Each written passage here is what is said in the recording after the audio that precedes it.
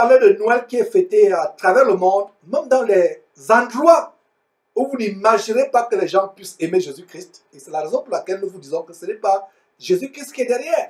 Ce n'est pas Jésus-Christ. En cette période de Noël, nous allons nous intéresser à l'histoire de deux sapins bien particuliers. Rendons-nous tout d'abord au Moyen-Orient. Aux Émirats Arabes Unis, le luxueux hôtel Emirates Palace présente un arbre de Noël unique en son genre. En effet, il porte des décorations d'une valeur de plus de 8 millions d'euros de bijoux. En voici plus. À Abu Dhabi, la capitale des Émirats Arabes Unis, le luxueux hôtel Emirates Palace présente dans son hall un prestigieux arbre de Noël entièrement décoré de bijoux pour une valeur de plus de 8 millions d'euros. Cette année, nous nous sommes associés à M. Khalifa Khoury, président de la Star Gallery, qui nous a gracieusement prêté plus de 8 millions d'euros de pierres précieuses et de bijoux, ce qui permet de nous présenter au concours mondial Guinness des records dans la catégorie de l'arbre de Noël le plus cher du monde. Haut de plus de 13 mètres, cet arbre décoré de diamants est placé sous le dôme central, lui-même couvert d'or.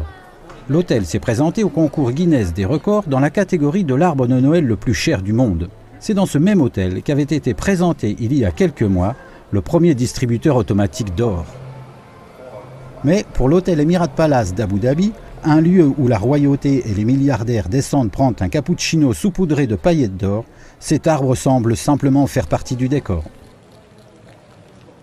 Notre but dans cette initiative est de donner à chacun de nos visiteurs, ainsi qu'aux habitants de la région, l'occasion de participer à un événement véritablement spécial et unique. Les touristes et les visiteurs peuvent prendre une photo près de cet arbre d'exception ou tout simplement l'admirer en silence. La vidéo qui suit est encore beaucoup plus choquante. Un pays arabe très riche où il y a un sapin de 11 millions de dollars. 11 millions de dollars, ça fait environ 5 milliards de francs CFA ou 6 milliards de francs CFA. Un sapin de 11 millions de dollars est à côté de la pauvreté. C'est même les habitants de ces régions qui vont eux-mêmes montrer leur souffrance. Quand vous voyez ces pays riches, l'Arabie Saoudite, Dubaï, Qatar, il y a des îlots de pauvreté qui sont cachés aux touristes. Et en regardant cette vidéo, quand je vois l'attrait que Dubaï a sur les touristes occidentaux, mais c'est la première fois que j'ai su qu'il y avait dans ces pays musulmans qui n'aiment pas Jésus-Christ, qui n'aiment pas le vrai Dieu, parce que leur Dieu, Allah, n'est pas le vrai Dieu. Je ne savais pas qu'au milieu de cette opulence, de cette exubérance de richesse, il y a de la pauvreté où il y a des enfants squelettiques. Suivez-vous.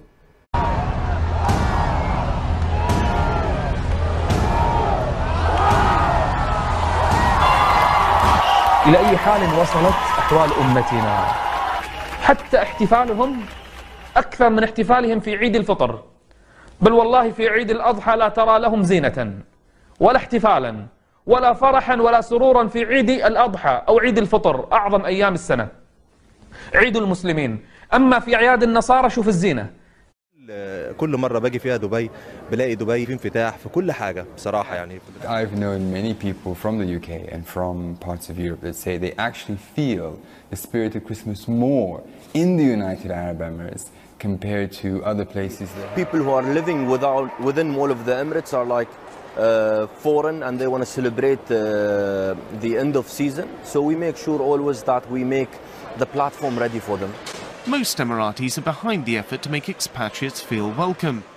من تشبه بالنصارى بهذا المظهر فكأنه منهم حتى حذر النبي صلى الله عليه وآله وسلم هذه الأمة من اتباع عادات وطرق وسنن الأمم الأخرى قال لتتبعن سنن من كان قبلكم حذو القذة بالقذة حتى لو دخلوا جحر ضب لدخلتموه. تذهب إلى بعض الفنادق في أوروبا ما تجد الزينة والأشجار مثل ما تجدها عندنا. بل هل تصدقون أن أغلى شجرة كريسمس في التاريخ كله وجدت هذه السنة في فندق في دولة خليجية؟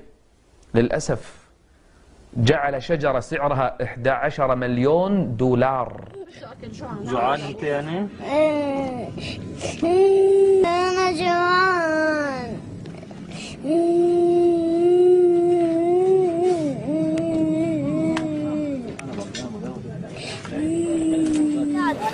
في عنا أكل، انضرب بيتنا. العالم عم يدوروا على قلة الأكل، عم نروح المجابل عم ندوروا على الأكل، ما في أكل عنا، عم نموت من الجوع. من يومين دخت وقعت من فوق لتحت من قلة الجوع، ما في أكل، ما عم نمرق. عم ناكل حشيش، عم نلملم حشيش، ما في أكل، ما في عنا شيء. عم نروح المجابل، عم نروح عم ندور، ما حدا عم يعطينا، ما في حدا عم ياكل هون. عم نلاقي مخلل الخربان عم ناكل لا شفت الخبز الخربان بالارض عم نشيله ناكله. الخبز الخربان اللي عليه دود عم ناكله. جوعانين ما عاد فينا. هاي خبزه معفن، هاي خبزه معفن عم ناخذه وناكله. هذا خبز معفن يا عالم يا عرب. نحن بدوله اسلاميه، نحن بدوله اسلاميه، نحن بدوله اسلاميه.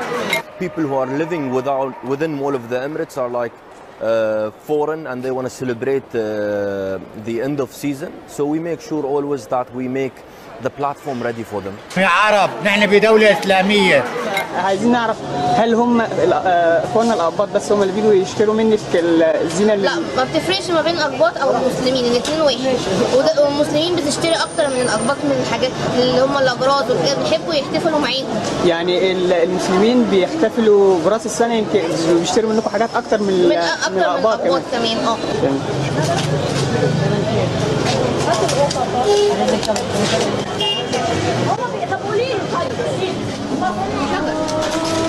حسبنا الله ونعم الوكيل. ضاع إسلامنا، سمعته ومكانته ضاعت، فإلى الله نشكو.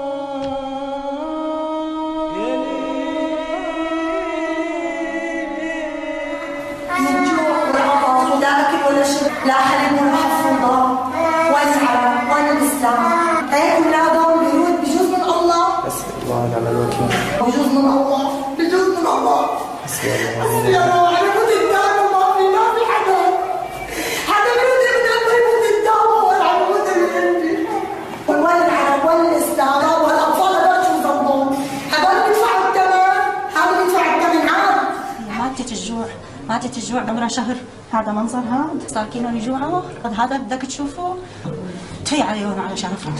تفي لسه بيقولوا العرب والمسلمين، لا في عرب ولا في حاكوا البشر. هذا منظر هذا. اجوا روحوا اتركونا، ما بدنا شيء منكم الا الله. قلنا الله، صرنا قديش عم نحكي عرب ومسلمين بالناقص منهم. روح قلنا الله. بدها ترضع، بدها تعيش، بدها تاكل ميتي تطلع. هذا منظر هذا. حسبي الله ونعم الوكيل. تفيح على كل واحد بيطلع بايده يعمل شيء وساكت. ما عندكم قلب، ما عندكم اهل، لا غدا لا حليب لا غذاء. طلع هذا، ما حرام عليكم؟ ما عندكم اهل، ما عندكم اطفال. طلع هذا، شو ذنب الطفل هذا؟ حسوا بهالطفل يا الله.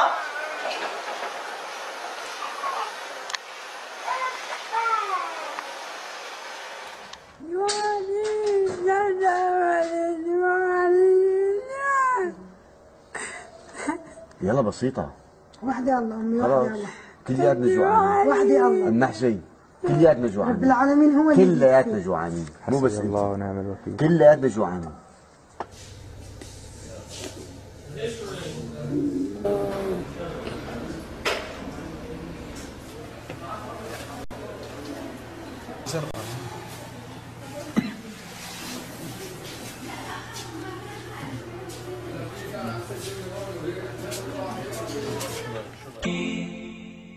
غالبا الأعياد ترتبط بالشعائر الدينية، فهي أمور مقدسة عند كل أمة وملة.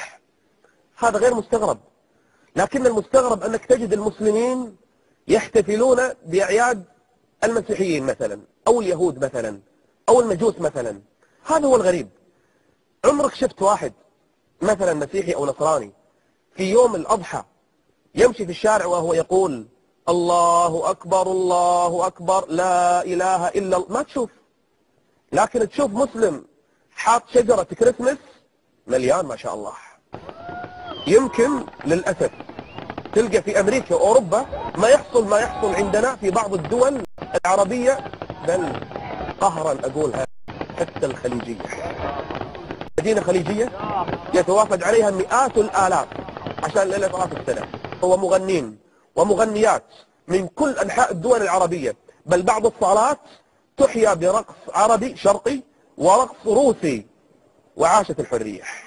وهذا هو مكمن الخطورة في التشبه بالكفار. ترضى عنك اليهود ولا النصارى حتى تتبع ملتهم. فإذا العيد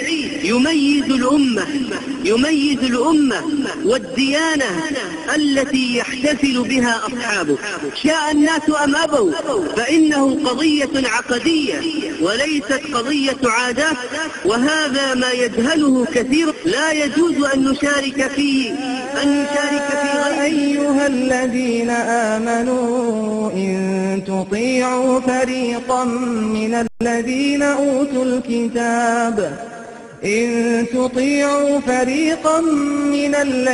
أوتوا الكتاب يردوكم بعد إيمانكم كافرين. ولا شك أن الإنسان المسلم لا يجوز أن يشارك الكافر في شيء واحد أو بسيط يتعلق بدين الكافر أو بعيده، فكيف بمن شاركه العيد بالكلية؟ وين النخوة؟ وين الأمة؟ وين الإسلام؟ إحنا بنات أمة محمد، نساء أمة محمد تستغيث، بنات أمة محمد تستغيث، وينكم يا أهل النخوة؟ Voilà, mes frères, c'est une des choses que nous montrons. Ça fait mal. Dans les pays, quand j'ai suivi ça, ça m'a choqué. Je me dis, mais pour nous, on a ces stéréotypes qu'à Dubaï, aux Émirats, il y a la richesse, il y a la pauvreté. Et voilà ce qui se passe. La symbolique derrière la fête de Noël. Les pays musulmans, je ne dis pas tous les musulmans, mais la plupart des musulmans sont intégristes. Ceux qui égorgent la tête aux chrétiens, comme on a vu avec le cas de Daesh ou ISIS, qui brûlent les chrétiens vivants, qui les égorgent, qui les pend, qui les persécutent. Mais quand il s'agit de Santa Claus ou de Père Noël ou de Noël, tout court, qu'est-ce qu'on remarque? Il y a une frénésie totale, il y a toute une mobilisation, l'euphorie, l'allégresse sur Noël, comme la vidéo, comme on va vous montrer. La première vidéo, c'est Noël au Maroc. Incroyable, mes frères et sœurs. Et nous avons des frères et sœurs qui nous suivent certainement depuis le Maroc. Il y a un jeune frère, Stéphane, je crois, originaire du Gabon, qui nous suit au Maroc. D'ailleurs, lui a intervenu sur Jésus-Christ TV en direct. Et il peut témoigner ce que je dis. Les chrétiens véritables, intègres, ne sont pas bienvenus. Vous avez vu une boutique évangélique qui a été fermée en Algérie dernièrement. Mais quand il s'agit de Noël, c'est la mobilisation. Conclusion, ce n'est pas Dieu qui est derrière. Ce n'est pas Jésus-Christ, c'est Satan, comme on vous l'a démontré amplement. Suivez vous-même l'effervescence de Noël au Maroc chez les musulmans qui n'acceptent pas le vrai christianisme.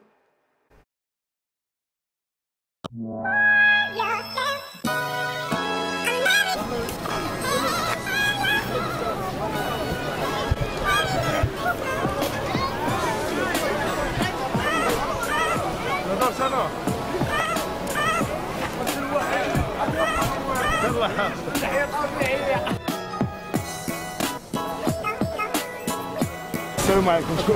شنو كتمنى للشعب المغربي؟ كنتمنى للشعب المغربي سنة سعيدة وزاد المزيد من عطاء ان شاء الله وتحيات. يا لالا وكيسرح لي شيباتو يا لالا. صراحة لم تكن الذاكرة عبر مثلثات ومربعات. نحن مسلمين نظرا لضعف الامكانيات وضعف فرص ديال التشغيل والعمل. عندي اجازه في لوديفيزيال وعندي ماستر في لوديفيزيال، يعني والله ما انا كنفكر بعدا اطونافي نكري هاد اللبسه ونخرج نترزق على وليداتي ولا نمشي ندير شي حاجه خايبه، ياك؟ تتفق معايا اخويا؟ واخويا صراحه 2017 شفنا شيباني لقينا شيباني وصراحه هذا ويترنا بجاكي الشام. هذا ويترنا بجاكي الشام. مرحبا، تبارك الله عليك. والله الا كاين داخل، تبارك الله عليك. امسيه سعيده. شنو كتمنى للشعب المغربي؟ كنتمنى للشعب المغربي دخول هاد السنه طيبه سعيده، ونتمنى شي حاجه في خاطرو شي اللي احسن من العام اللي فات شفنا فيه والو. نتمنى نشوفوا من هذا العام شي حاجه زوينه، والناس كاملين المغاربه تحيه لكم من هنايا. 2018 تكون سنة سعيدة علينا ولك على الجميع. Voilà, des pays où les chrétiens véritables ne sont pas bienvenus. C'est terrible. Si ça ne vous choque pas, moi ça me choque. Nous montrons toutes ces petites vidéos, ces documentaires, pour vous ouvrir les yeux.